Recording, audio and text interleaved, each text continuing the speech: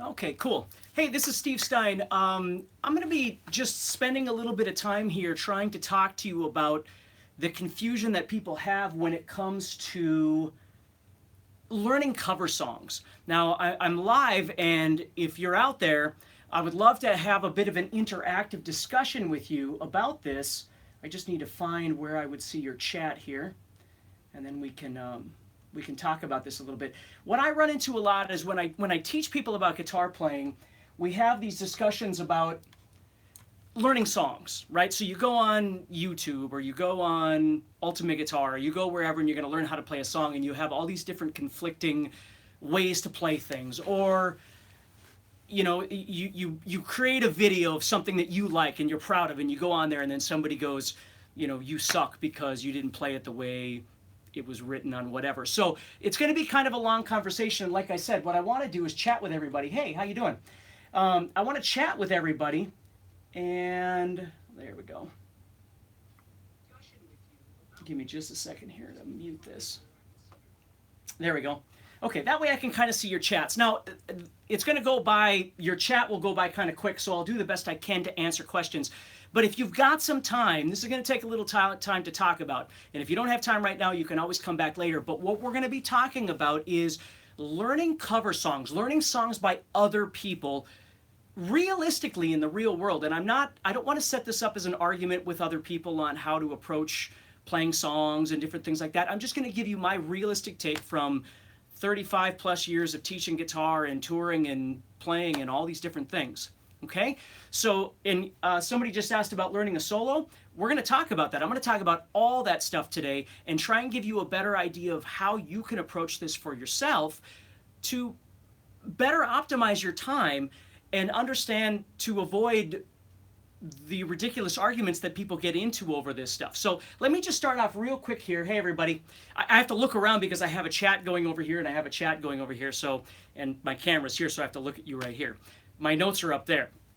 So basically what I'm going to do is give you a real quick history of myself and how I started playing and all of this sort of thing, and my approach on learning songs, and then you can kind of give me some feedback. And if I don't get to your questions or comments, I will, right after this is done, I'll go back and I'll answer all of your stuff, okay? So don't think I'm going to forget about you, because I won't.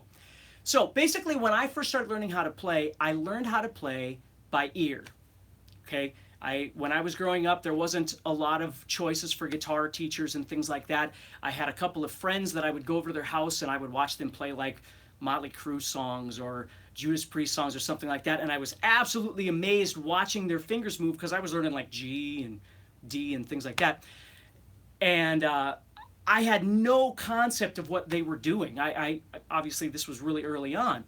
So once I started kind of learning these new chord shapes and power chords and all these different things, I started developing an ability to hear music and play by ear, which people my age and certainly anybody older than me, you look at Eric Clapton or Keith Richards or Slash or blah, blah, blah, all these guys, Eddie Van Halen, everybody learned how to play mostly by just listening to music and trying to figure out what was going on. Whether everything was absolutely exact or not, which is what our conversation is going to be about, it probably wasn't. We were just doing the best we could to figure it out by what we were hearing. But the benefit of that was we developed an ear. I mean, you could hear progressions, you could hear changes, you could hear different things in the music because you became very intense in being able to listen to something. I'm doing this because I have a record.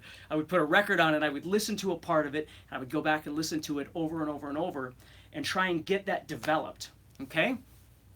Now, from there, it moved into learning how to play from instructional videos. Back in the early 80s, there was a company called REH, and they would release these videos.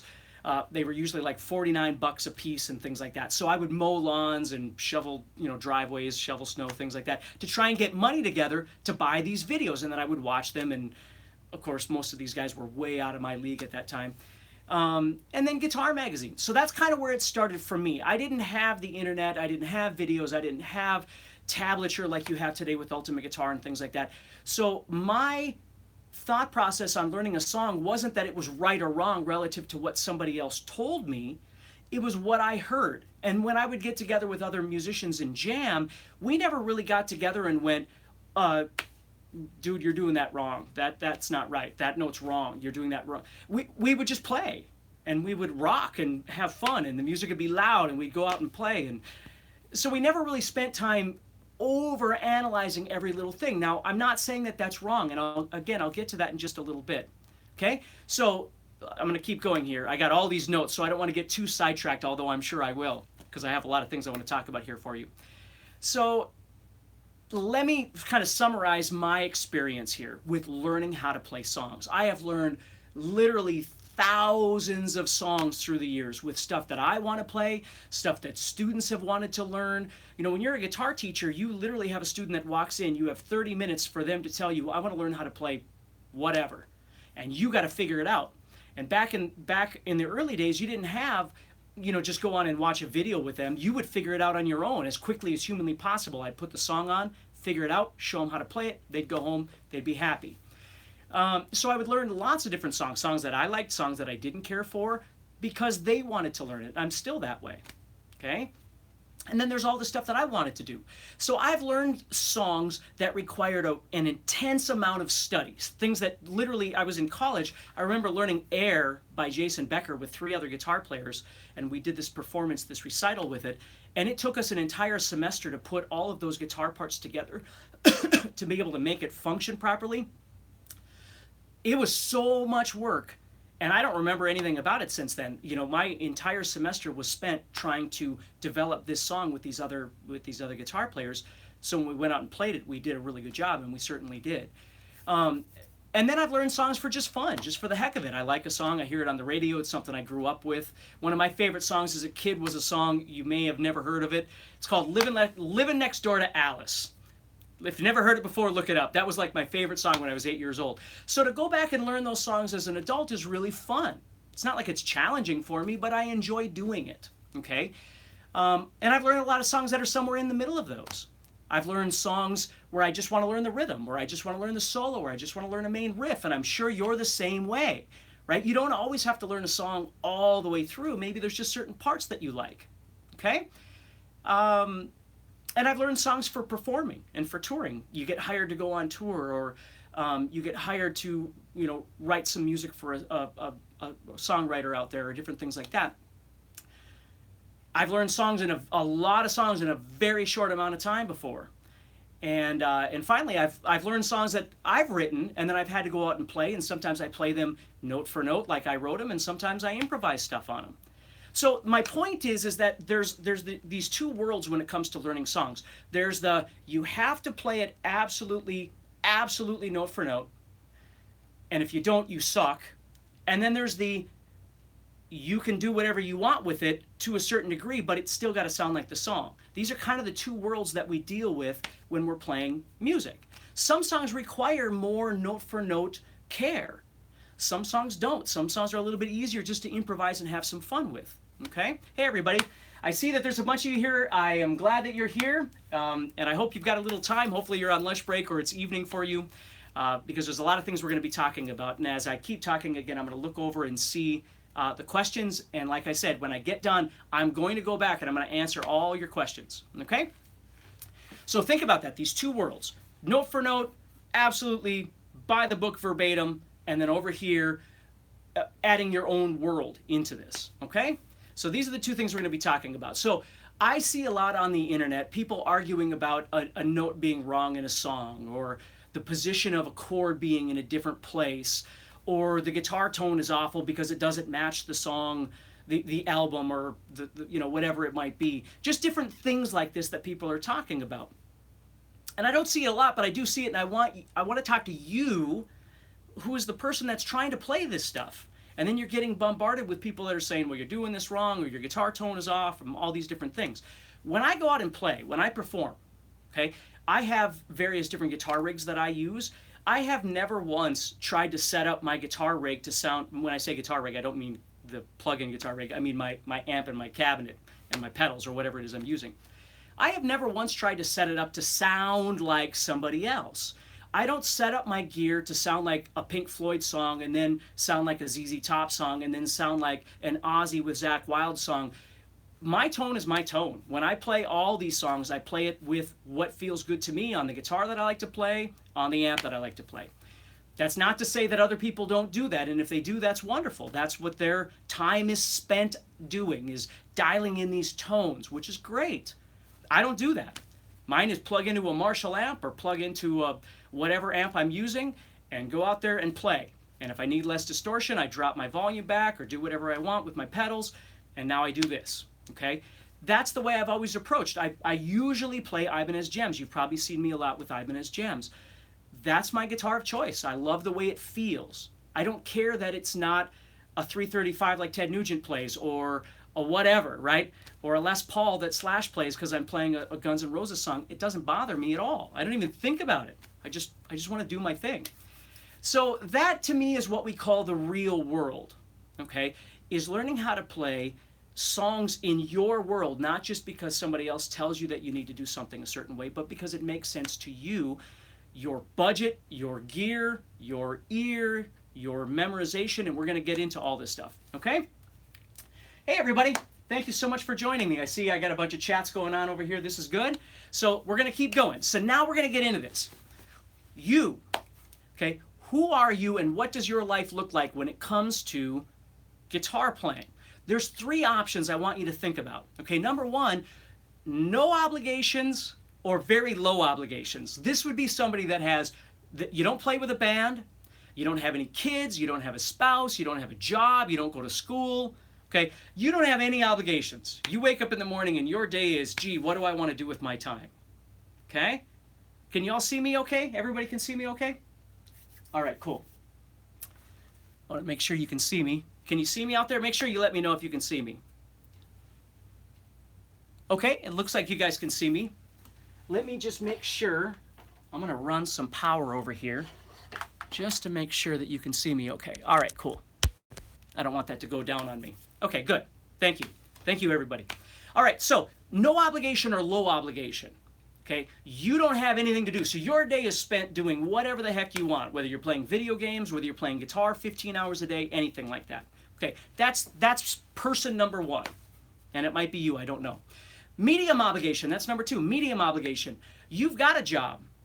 You've got a husband or a wife or a girlfriend that you spend or a boyfriend that you spend a bunch of time with, okay? You don't have any kids, but you don't have, maybe you don't have school, but you do play in a band on the weekends, okay? So you've got some songs that you need to learn for your band. So you've got some things that take up 9 to 5, you're gone. Okay, and then you get home, you spend some time with your spouse or your girlfriend, boyfriend, whatever it is, and then you're going to practice for a while. This is a pretty common place for us to be. Okay, and then the level 3 is high obligation. You got 2 jobs, you have a wife or a husband, you have 2 or 3 kids, and they have after-school activities, different things like that. You play in 3 bands. One of those bands tours regionally, 3-4 states. You're going out on weekends doing all this stuff. You do songwriting with other people. You get hired to do songwriting stuff. And you're trying to work on your own material. These are very different scenarios that the keyboard person on YouTube isn't talking about when they say that you're playing something wrong, okay? The first person has a lot of time to really try and absorb all of these various things and go, well, this is the way I did it because I studied 17 different videos on YouTube and this is how it says to do it. Person number 3 is like, I'm trying to live. I've got all these things going on in my life, and I'm playing. I'm out touring. I'm out gigging, right? I'm writing music. I'm performing. I'm jamming. I'm doing all these different things. I'm living in the world of music, okay? Now, again, I'm not saying one's better than the other, but you can see how they're vastly different from each other. So let me add something to this, okay? So now you're one of those 3 people. Now you got to decide what to practice, and you got to decide why you're doing it, right? If you're a gigging musician and you play in a band or 2 bands or something like that, you already have an obligation, which is to learn X amount of material with your band, whether it's original stuff that you write with your band or whether it's cover stuff that you're learning for a band or whatever it might be. But you now have obligations musically to somebody else. Okay? So let's set up a couple things here. The first thing, and I'm not going to talk a long time about this because you can find videos of me talking about this, but if you've never heard me talk about ego versus project songs, ego songs are songs that are fairly easy for you to play and don't require a lot of effort to get the job done. It doesn't require absolute accuracy on every level. You're just trying to learn some songs to make yourself feel better, okay? To have some fun, to enjoy the ride, to enjoy the journey. That's why you're learning these songs. You're not worried that every single thing has to be perfect and in place, okay? A project song, on the other hand, is a song where you really are trying to give it your all. And the songs are usually more difficult, right? You're trying to learn Cliffs of Dover by Eric Johnson. You're trying to learn YYZ by Rush or something like that. Or Chains of Seasons by Dream Theater, or whatever it might be. These things require a lot more time, a lot more patience, a lot more study, okay? But most importantly, a lot more time. Where do you fit in these three things?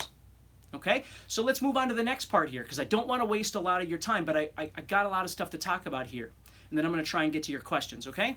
So the other part of this is you also have your regular regimen of practice. Finger exercises, technique exercises, you know, fretboard work, scales, arpeggios, chords, blah, blah, blah. You've got guitar theory or music theory, all these other things that you're trying to do, okay? So let's say you, who is no or low obligation, middle obligation, or high obligation, okay? Let's say you have 2 hours a day maximum that you could practice a day. Now, some of you might have 30 minutes. Some of you might have 5 hours. Everybody's different. I'm just saying, let's just say we had 2 hours a day. That's all we have, are 2 hours a day to practice. So now we have to decide how to divide that time relative to our obligations. You have 2 hours. If you have no obligations, you could take that 2 hours and spend it just learning a Van Halen solo, or just learning how to play, you know, a Periphery song or something like that. Every day you could just do that, because it doesn't matter if you're not working on the other elements, right? But if you got 2 hours a day and you've got, let's say you have, you're going to join a band. This weekend you decide you're going to join a band. So you go out, you do you try out for the band, you get the gig, and they say, yeah, so actually our first gig is going to be next Saturday. You have 1 week and we've got 25 songs that we got to learn. You got 2 hours a day. Okay, so now let's go back to this cover song thing. You got 25 songs you're going to learn for this band because you want to get out and play. Hey, everybody, you want to get out and play. So you got 25 songs you need to learn. Realistically, can you learn all 25 of these songs? Again, two categories. Absolutely verbatim, note for note. Solos, riffs, licks, everything. Everything note for note. Maybe you can. But let's bump up the scenario here. Let's say these songs include Cliffs of Dover by Eric Johnson, Hangar 18 by Megadeth, YYZ by Rush, Change of Seasons by Dream Theater, Damage Incorporated by Metallica, I by Meshuggah, if you've ever heard of Meshuggah, okay? All of a sudden, you've got these incredibly crazy songs that already you're looking at going, either I have the physical and mental ability to already play these songs, or I'm in a bad situation. And even if you do have the physical and mental capability, that's a lot of stuff to try and learn in 1 week. So what I'm trying to explain to you is, in the real world, we have to make a choice on whether we want to learn elements note for note, or we want to learn elements kind of improv. And I've got a little thing at the end here that I'm going to give you that's going to help you understand this. So I'm getting there. I'm not trying to waste your time, okay? So let's take a look at someone. I'm going to talk about Kiko, who is currently playing with Megadeth at the time I'm making this live video. So again, I'm talking a lot about metal because I listen to a lot of metal, obviously. So Kiko is a wonderful guitar player, and he's a super, super nice guy. Okay, Kiko has another band by the name of Angra. Now Angra, before he was ever even a blip on Megadeth's radar, do you think he spent every day of his life practicing Megadeth tunes? I would say no. He might dabble in them here and there like you do or I do or whatever, but he's got his own world. He's got all these other songs that he's playing with his own band, doing his own thing. Okay? But then he gets the call from Dave Mustaine, and now he's got to be in Megadeth. He's got this wonderful opportunity to play with Megadeth. Now all of a sudden his time, his obligation has now shifted to, I got to learn all these songs. And depending on how long he's got, he may have a very short amount of time to learn everything, right? So now all of a sudden all this other stuff that he was practicing has been put on the side because he's got an obligation, a very important obligation to play this stuff, okay? Here's where I start getting into the deep part of this, okay? I always use Paranoid by Black Sabbath, and I'm going to give you links to all the stuff I talk about. They're going to be underneath when I get done here, so you can kind of see what I'm talking about. Paranoid, Tony Iommi, Black Sabbath. Okay, if you watch Tony Iommi play it, he plays it up here on the 12th fret, the main riff. Okay, and then he's got his solo that he plays on the album. If you watch him live, he still plays it at the 12th fret, but most of the time, in the link I share with you, you're going to be able to see it, the solo is not the same. He's doing his own thing. Some of the solo is the same, but some of it is completely different. Does that make him a bad guy because he's changed the solo from what it was originally? Or is he just being a guitar player in the real world? You see what I'm saying? Okay, so then let's say Randy Rhoads walks in, and I have a link for that too I'm going to show you. Randy walks in. Okay, I'm not wasting time. This is absolutely crucial for players out there. Randy walks in. Randy plays it, but he's playing it at the 7th fret. Okay, so he's playing the main riff at the 7th fret. Zakk does too. Jakey Lee does too. Are they wrong? Because so we all get along better. We all understand what our purpose is here and try and enjoy the journey a little bit. Okay? Now, the last one I'm going to show you, and what prompted this was I have a video that I made of me playing Just Got Paid by ZZ Top. And somebody had sent a comment saying that I didn't play it in drop D, so I'm teaching people, and mind you, I didn't even teach anybody how to play it. It was just me jamming to it. But his point was I was teaching people how to play it wrong, which in the bigger picture is wrong, blah, blah, blah, because it was written in drop D. So I have a link that shows, of course, ZZ Top playing it in not drop D, but open tuning D, because he uses a slide. So he doesn't play it in drop D anyway, he plays it in an open tuning. But I also have one of Joe Bonamassa playing it, who plays it in standard. Now, is Joe Bonamassa wrong because he plays it standard versus playing it in an open tuning? It makes sense that Billy Gibbons would do it in open tuning because he's using a slide. And here's the deal. I think the link that I got for you is from a ZZ Top fest of some sort, and they even allowed Joe Bonamassa to play, even though he was playing it wrong. You see how silly all this stuff is? Okay? And let me retract that just for a second, because I don't want to be negative to anybody. If you deem it worth your time and your obligation to learn Just Got Paid note for note in that tuning because you want to learn the slide parts and stuff, God bless you. That is perfect. That is exactly the reason to do that. I love the tune, but I don't care enough to spend all of my time trying to learn how to play it exactly how Billy Gibbons did it. And I would be willing to bet that the slide solos are probably different if you watch 3 different live shows anyway. Okay? So that's what you need to understand about this, is the perception of how we approach these things is different. So let me kind of summarize this, because I'm going to get to the end here so I don't waste any more of your time. Okay? If you think about it, when you approach a song, you're going to approach the rhythm and the solo from 2 different perspectives. So I have other stuff I was going to talk about, but let me just get to the end here and give you these so I can let you go. Okay? If you're learning the rhythm to a song, here are your choices.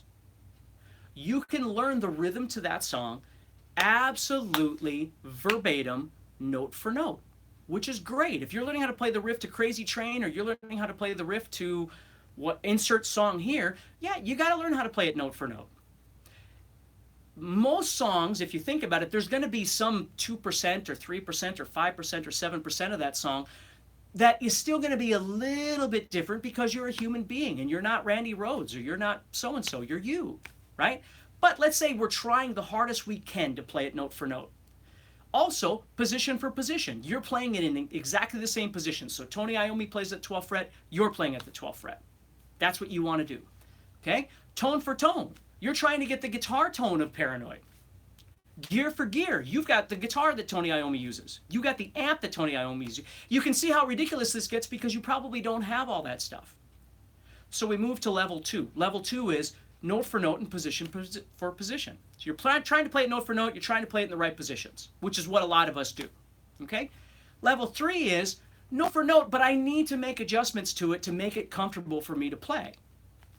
Right? So I'm learning how to play it note for note, but I'd rather play the Paranoid riff down here at the 7th fret because it just makes more sense to me.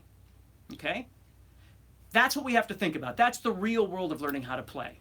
Okay? We need to think about that personal input into the song because you're the one that has to make the song comfortable positionally. You're the one that has to play the song. You have to execute it to play it on stage or play it with your friends or whatever if you have some sort of musical obligation. You're the one that has to memorize it.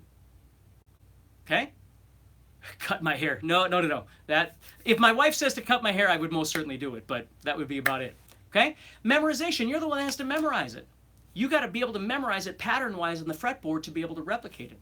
And the last one of this is time limit. You only have so much time to decide what you want to do with this song. Now let's look at solos. So now you're going to learn how to play an actual solo. Okay? So the solo, again, same thing. You start off with level 1, which is you're going to learn that solo absolutely note for note, position for position, tone for tone, same gear, which again is kind of impossible.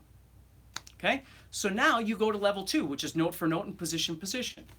You're trying to play it note for note. You're trying to play it in the right positions as best you can. You got your own gear. You have your own guitar tone, but you're doing the best you can. Third level, note for note with your personal input again.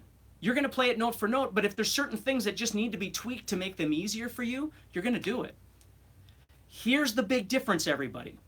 Number 4 in this category is what I call plotted points, which is where you take the key elements out of that solo, the